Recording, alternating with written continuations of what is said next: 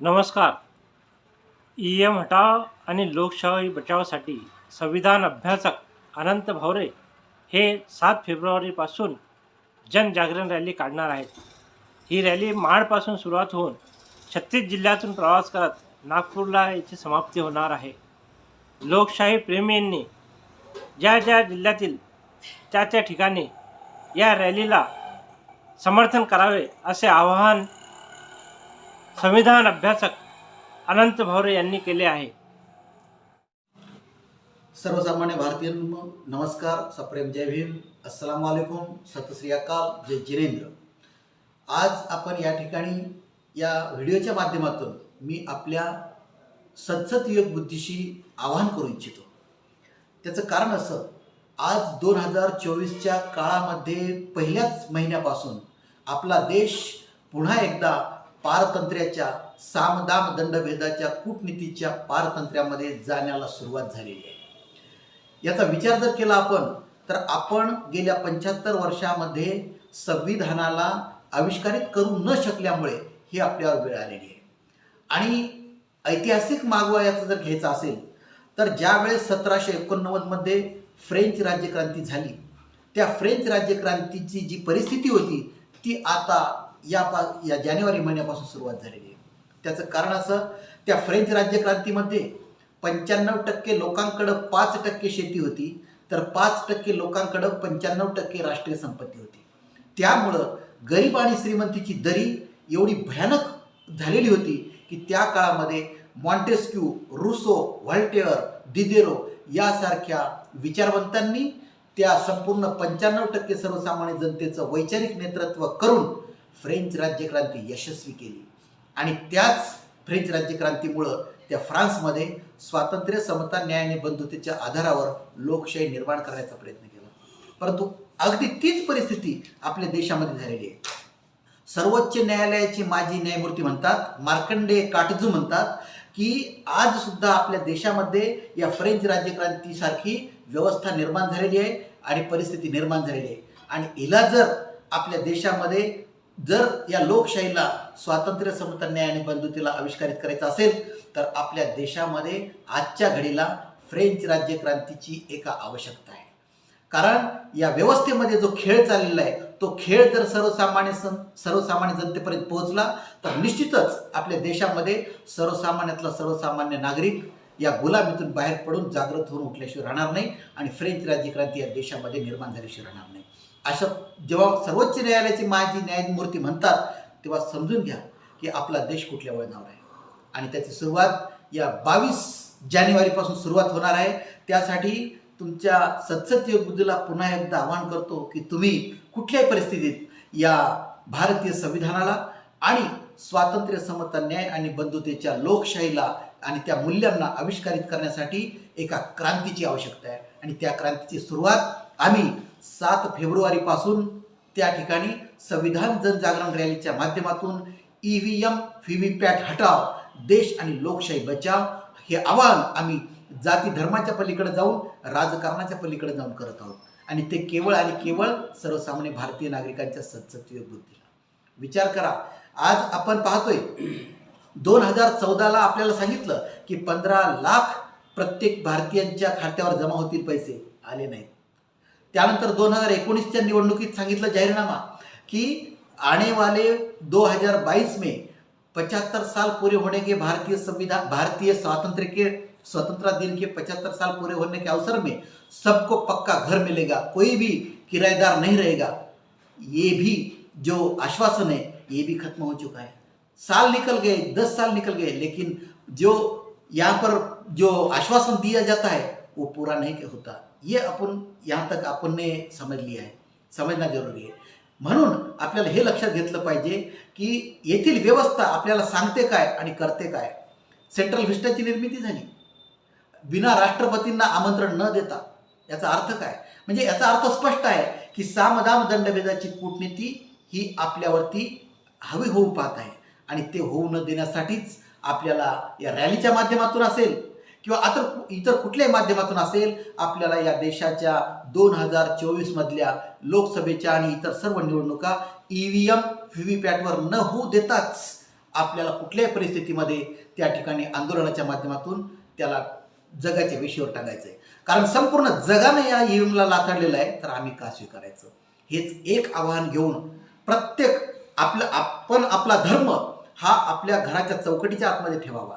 जेव्हा बाहेर पडू त्यावेळेस आपल्याला मानवता धर्म आविष्कारित करायचा आहे आणि मानवता धर्माचा आविष्कार आणि तो ग्रंथ पवित्र म्हणजे भारतीय संविधान आहे. आणि या भारतीय संविधानाला जर ICU मधून बाहेर काढायचं असेल, लोकशाहीला आणि मूल्यांना बाहेर काढायचं असेल, तर आपल्याला केवळ आणि केवळ आजच्या घडीला ईव्हीएम हटाव व्हीव्हीपॅट बचाव, ईव्हीएम हटाव व्हीव्हीपॅट हटाव आणि संविधान लोकशाही देश बचाव ही भूमिका घेऊन आपल्याला जाणं भाग आहे. याशिवाय दुसरा पर्याय नाही. आणि मी आवाहन करतो की या रॅलीसाठी 5 ते 6 लाख रुपयाचा खर्च आहे.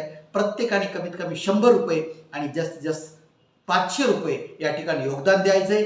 आणि त्या योगदानातून केवळ योगदान देऊन उपयोग नाही, तन मन म्हणजे त्या रॅलीला आपल्या जिल्ह्याच्या ठिकाणी आल्याच्या नंतर उपस्थित राहून सहकार्य करून या व्यवस्थेच्या विरोधात जागृती करणं भाग आहे. एवढं बोलतो आणि आवाहन करतो आणि थांबतो. जय संविधान, जय भारत, धन्यवाद, जय हिंद. येत्या 7 फेब्रुवारीपासून त्यागमूर्ती माता रमाई यांच्या जन्मदिनापासून आणि यांच्या माहेरातून जन्मगावापासून या रॅलीची सुरुवात होणार आहे.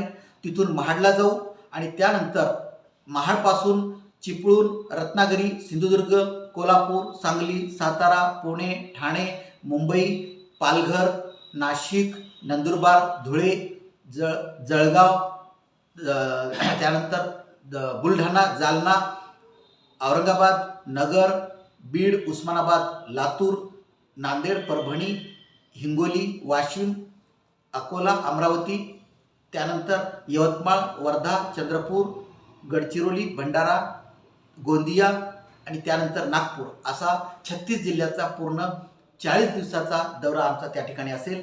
आणि याचा जो वेळापत्रक आहे ते प्रत्येकाच्या जिल्ह्याच्या लोकांपर्यंत त्या ठिकाणी आम्ही व्हॉट्सअपच्या माध्यमातून पोहोचू आणि त्या वेळापत्रकानुसार ही रॅली आणि हे शेवटचा घणाघात आहे. सामदाम दंडभेदाच्या कूटनीतीवर घालणारा हा शेवटचा घणाघात आहे आणि शेवटचीच संधी आहे. ही संधी जर आपण दवडली तर आपल्याला 22 जानेवारीच्या त्यांच्या दृढ संकल्पातून आपल्याला गुलामी येणार आहे. मग त्या ठिकाणी आपण अल्पसंख्याक आणि आपण सर्वजण त्या ठिकाणी गुलामीत जाणार आहोत. त्यासाठीच हे प्रत्येकाला आव्हान आहे. धन्यवाद. अनंत केरबाजी भवरे, संविधान विश्लेषक, औरंगाबाद. सर्वप्रथम तमाम भारतीयांना जय भीम. भारताला स्वातंत्र्य मिळून 75 वर्षाच्या पेक्षा आता जास्त म्हणजे जे दिवस झालेले आहेत. 1950 साली डॉक्टर बाबासाहेब आंबेडकरांना जगातील सर्वात श्रेष्ठ आणि सर्वात उत्कृष्ट असं संविधान आपल्या देशाला दिलं. आणि या संविधानाला जे 1950 साली संसदेमध्ये बाबासाहेबांचं शेवटचं भाषण त्यावेळी झालं संविधान सभेमध्ये. त्यावेळी बाबासाहेबांना जो काही इशारा तमाम भारतीय नागरिकांना त्यावेळी दिला होता, तो इशारा आज तंतोतंत खरा ठरताना दिसतो आहे. भारत हा अनेक जातीपंथाने बनलेला देश आहे. अनेक धर्म या देशामध्ये आहेत, अनेक पंथ या देशामध्ये आहे. कुण्याही एका पंथाचं वर्चस्व आपल्या भारतावर नसावं असा धर्मनिरपेक्ष भारत, एक समतामूलक समाजव्यवस्था निर्माण असलेला भारत निर्माण व्हावा हे संविधान निर्माते डॉक्टर बाबासाहेब आंबेडकरांचं स्वप्न होतं. आज वर्तमान काळात आपण बघत आहोत की या देशामध्ये बाबासाहेबाला हवं असणारं राष्ट्र, बाबासाहेबाला हवं असणारं संविधानाचा इम्प्लिमेंट पूर्णपणे या देशामध्ये झाला नाही आणि संविधानाला अपेक्षित असणारं राष्ट्र निर्माण आपण केलं नाही. आपण आज बघत आहोत वर्तमान काळामध्ये की विशिष्ट लोक, एक मनोवादी विचारधाराचे लोकांनी या देशाला हायजॅक केलं गेलं आहे. विशिष्ट धर्माचा अजेंडा या देशावर थोपवला जात आहे. एक धार्मिक उन्माद या देशामध्ये आता मोठ्या प्रमाणात हे होत आहे. अल्पसंख्याक, दलित, मुस्लिम, ख्रिश्चन, जैन अनेक लोक असुरक्षितता या देशामध्ये महसूस करत आहात. आणि देशातील लोकशाहीने दिलेल्या ज्या काही संविधानिक जी पॉवर आहे, ज्या मोठमोठ्या संविधानिक लोकशाहीचे जे आधारस्तंभ आहे, हे सर्वचे सर्व आधारस्तंभ एक या हुकुमशाही सरकारनं या हायजॅक केलेले आहेत. आणि त्या माध्यमातून या देशाची जे काही जनकल्याणकारी जी काही संकल्पना आहे ती आता सध्या तरी धुळीस मिळालेली आहे. आणि म्हणून या देशातील तमाम भारतीय नागरिकांना आपलं असं आव्हान आहे की आपण या भारतीय संविधानाला कधीच समजून न घेतल्यामुळं एक सुज्ञ असा नागरिक समूह आपण तयार ना करू शकल्यामुळं ही समस्या आपल्यासमोर उभी आहे. भारतीय लोकशाहीने दिलेला सर्वात अत्यंत महत्त्वाचा जो काही अधिकार आहे, जो मताचा अधिकार आहे, आज या मताच्या अधिकाराचा उपयोग, मताचा अधिकार जो आहे आपला, तो आता या इलेक्ट्रॉनिक आणि व्हीव्हीपॅटच्या माध्यमातून हिरावून घेतलेला आहे. तो अविश्वसनीय असं हे इलेक्ट्रॉनिक मशीन आणि व्हीव्हीपॅट आहे. याच्याच आधारावर या देशात एक हुकुमशाहीचं वातावरण निर्माण झालेलं आहे. आणि या सर्व या मुळाच्या म्हणजे जे काही भारतात जी काही परिस्थिती आता समोर आली आहे त्याचं मूळ मतदानाचा अधिकार हिरावून घेतल्यामुळं हुकुमशाही पद्धत या देशामध्ये मोठ्या प्रमाणात फोफवली आहे. आणि त्याला जर थांबवायचं आपल्याला असेल तर आपल्याला आमच्या या रॅलीच्या माध्यमातून आपण जनसामान्यामध्ये जाऊन इलेक्ट्रॉनिक मशीनच्या विरोधात आणि व्हीव्हीपॅटच्या विरोधात मोठ्या प्रमाणात मोहीम राबवून येणारं इलेक्शन 2024चे इलेक्शन हे बॅलेट पेपरवर झालं पाहिजे. या भूमिकेतून आपण मोठ्या प्रमाणात जन आंदोलन उभं करणार आहोत. त्यासाठी या रॅलीचा नियोजन आदरणीय भावरे सरांच्या नेतृत्वात आपण पूर्ण महाराष्ट्रभर करणार आहोत. त्यामुळं सर्वच सुज्ञ नागरिकांना माझं आव्हान आहे की आपण या रॅलीमध्ये तन मन धनाने इन्व्हॉल्व व्हावं, तन मन धनाने सहभागी व्हावं आणि या रॅलीला सक्सेस करावं. एवढंच मी यावेळेस बोलतो. जय भीम. मी चंद्रमणी गाडेकर, जालना, संविधान प्रचारक.